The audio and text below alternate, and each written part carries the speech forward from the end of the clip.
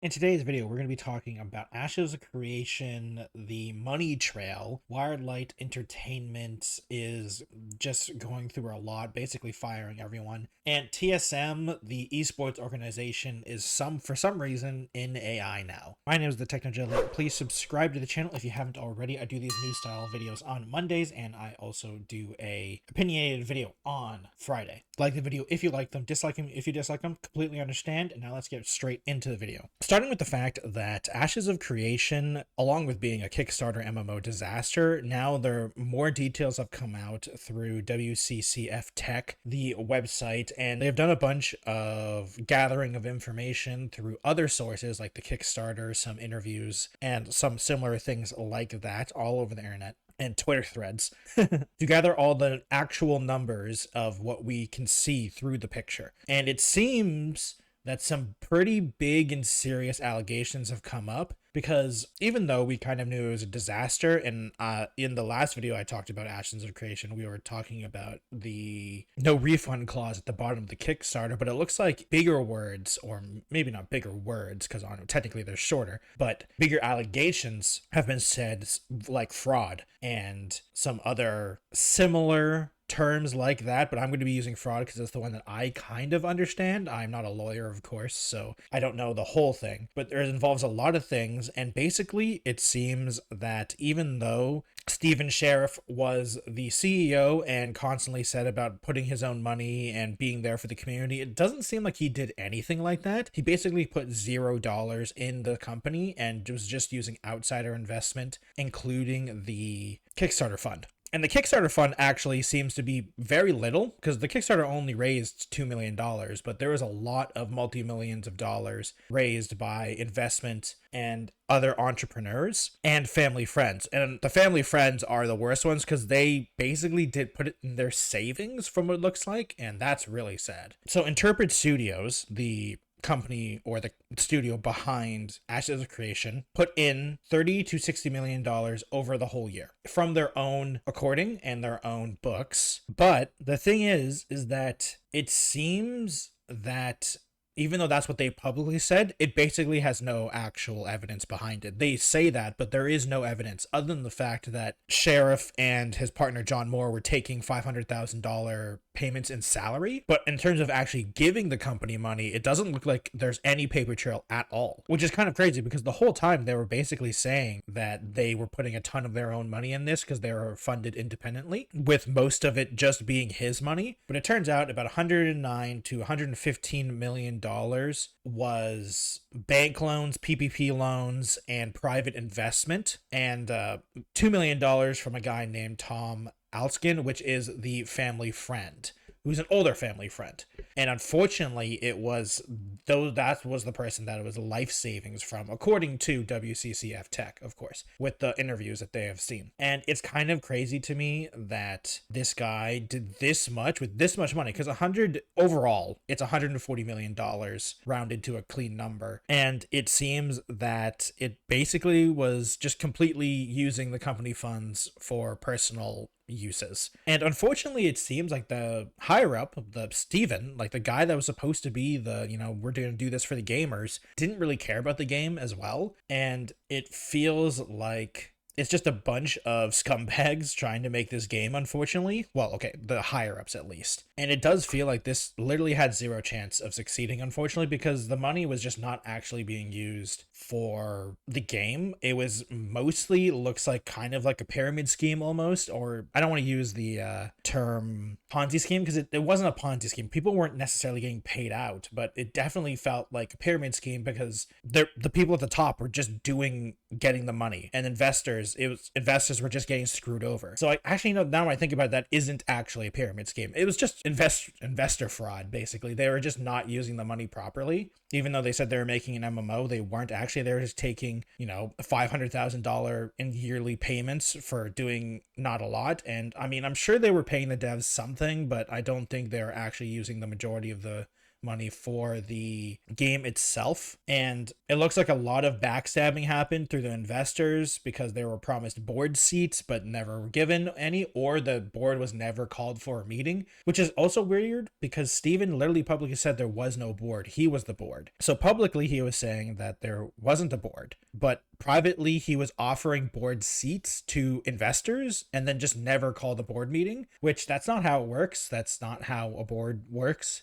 Steven, I'm sorry to tell you that, but just because you don't call a meeting doesn't mean the board doesn't exist, which is, I feel like put on top of the stack of lies that this guy has said about this game and company. And I think the biggest thing is that the company was obviously failing. The game wasn't being made in time, and they were still taking salaries, really high salaries, while the company was just failing horribly. They were still taking incredibly big amounts of the investors' money and using it, even though the game wasn't making any money at all. And there is also a thing where he bought a house, this Steven guy, and used investor funds as well. Though I don't think that is part of the actual money for the company. This was investors doing it for him personally, but it was even more sense that this guy is just not a good person. He was taking money for everything, and literally everything. Even though, and I also don't understand how he doesn't have any money, because he was getting paid $500,000 apparently as a salary. And I'm like, look, man, I understand there was a housing crazy stuff in 2024, but like, if you're taking $500,000 a year and you all of a sudden can't afford your mortgage, what are you doing with your money? Like, what is happening? You didn't put any money in your own company, so like, what have you been doing with it? And the big one is that the studio itself, Intrepid Studios, was spending $2.5 million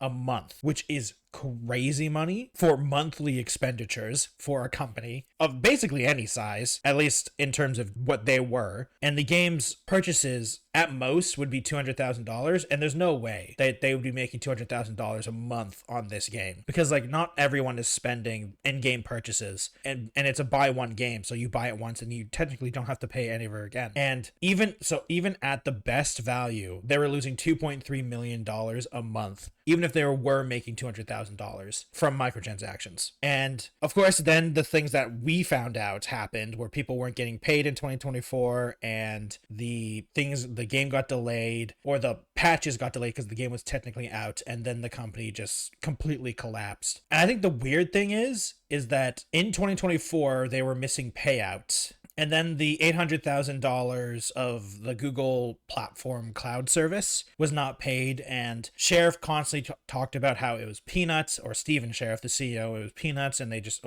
wasn't a worthwhile thing, and they just forgot about it. And I think the funny thing is his statement of $800K is a week's worth of operation for the studio, when I mean technically that's true because it was $2.5 million a month, which is crazy, and I just don't understand how that was even possible. And the fact that the company has basically been insolvent for a while was revealed during this, because they just were burning investor money and not actually gaining money at all. They were not profitable at all. And then when the game finally came out, they actually made $3 to $5 million because of the over 200,000 copies sold, because it was a box price with microtransactions. And the big thing is that obviously after it came out this year, basically everyone in the studio was fired because there was no money left. There was zero money left in terms of running the studio at its current thing. And I think the interesting thing is, if we were to believe the interviews and what WCC Tech has said, is that Robert Dawson, which is one of the bigger private investors, he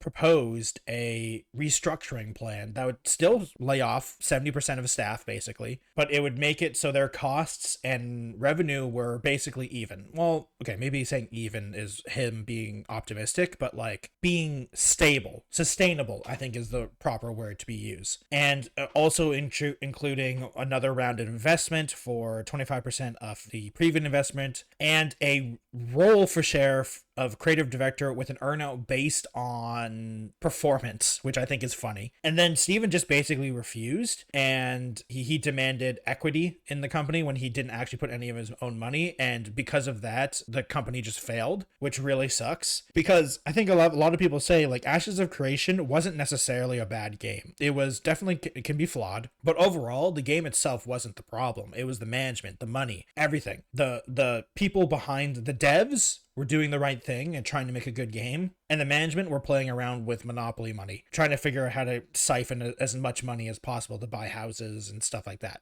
So it really sucks. Luckily, it seems that the Robert Dawson guy is now the one that holds Ashes of Creation's IP, and hopefully he could do something, because he was the one trying to say, hey, let's get this game out and let's actually try to do this, because, you know, even though he's not, I don't think he is a video game guy or anything like that, from what I can tell, he is at least an investor that wants money back on his investment. And I mean, the only way for that to happen is for the game to actually exist and for people to play and buy the game. So maybe he'll be trying to do something like that, or maybe he'll try to get money from Steven because of all the terrible crimes that he's basically committed that, you know, he's done. Well, I guess we'll just have to wait and see. I'll keep an eye on this to see if anything else comes out, but we'll definitely be keeping an eye on this. Next up, we have Wildlight Entertainment basically completely imploding. They have fired basically everyone, and this is coming from a LinkedIn post, multiple LinkedIn posts at this point, but the one I found was Alex Grander's LinkedIn post saying that the majority of the devs of the Wildlight team was laid off on that day. And honestly, it really sucks because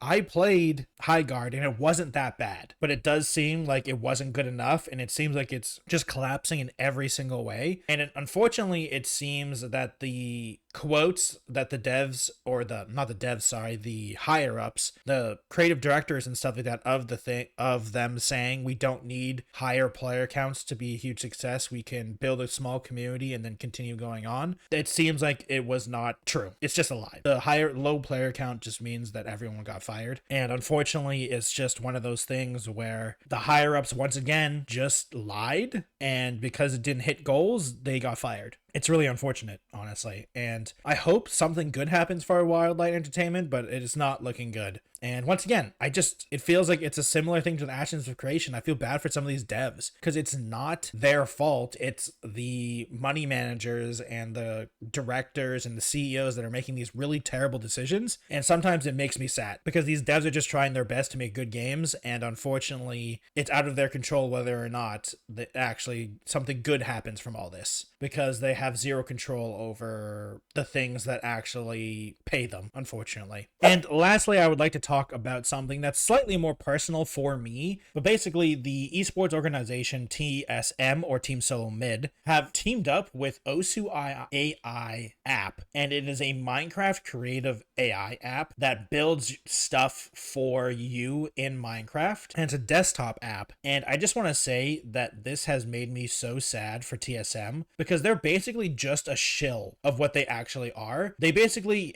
don't have any esports stuff at all. Like they claim on Twitter that they're global gaming and entertainment stuff, but I don't even know any people on TSM anymore in terms of esports stuff. They're basically a Super Smash Brothers team now, because they basically don't have anyone else. They don't even have a full Apex Legends team, and that's a 3-player game. They have 2 players that are part of the fighting game stuff, which is Leffen and Tweak. And I'm like, no offense to those guys, they're doing their best what they can, and you know, they are doing all the things. I'm not blaming them, but like TSM as an organization is so bad now that I can't believe that they are even just doing AI stuff now. Like, they are so desperate for money, it seems, now after everything fell apart. And I really hope that Reggie doesn't own TSM anymore. I really hope he lost it, because he doesn't deserve anything that TSM is. If the TSM ever makes a comeback, I really hope Reggie isn't involved at all, because he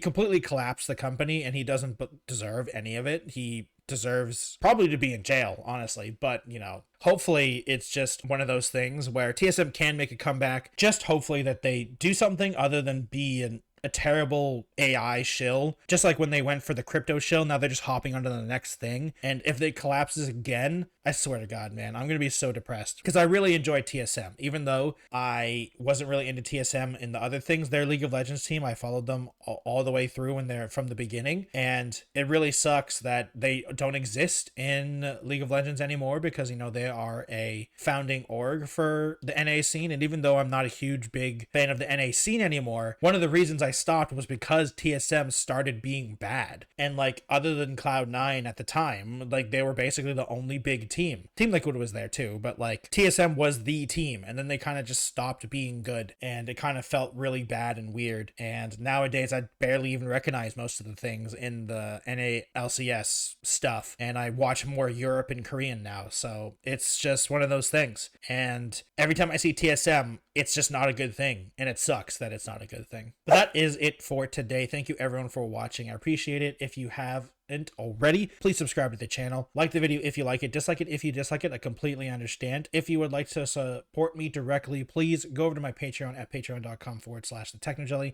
You join all of these nice people in supporting me and joining these credits. You also get a once a month live stream that we do to hang out and all that good stuff. Become a member over there on Patreon. If you'd like to support me super directly and you want a product itself, I have a affiliate code with Poggers, the energy drink company. They do hydration mix drinks, they do sleep aid, and they do energy drinks, of course. So if you like that, you can use my code TechnoJelly for 10% off of any purchase on their store. It's linked in the description. If you would like to follow me on other platforms, I have a Twitch, Twitter, Instagram, TikTok, Blue Sky, and Threads. Thank you everyone for watching, and I'll see you next time. Goodbye, everyone.